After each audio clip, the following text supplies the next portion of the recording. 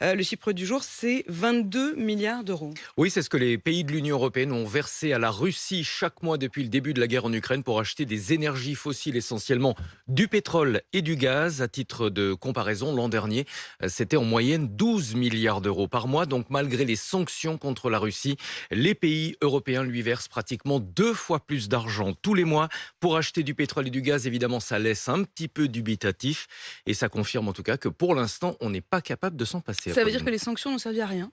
Alors, pas complètement, puisque les sanctions, elles ont permis de réduire les exportations de pétrole et de gaz russes. Moins 30% pour les exportations de pétrole entre janvier et avril. Moins 27% pour les livraisons de gaz russe à l'Europe et à la Turquie pour les 4 premiers mois de l'année par rapport à l'an dernier. Le problème, c'est que sur la même période, les cours ont littéralement explosé. Lorsqu'il y a moins de pétrole sur le marché, vous le savez, les prix montent. Plus 33% pour le pétrole, plus 85% pour le gaz naturel. Ça explique pourquoi on verse plus d'argent aujourd'hui à la Russie malgré les sanctions. L'idéal évidemment ça serait se passer du gaz russe, mais pour ça Apolline il faut accepter de se doucher à l'eau froide. Et il y aura cette réunion à nouveau des pays européens aujourd'hui pour décider quel sort ils font effectivement aux ces importations d'hydrocarbures.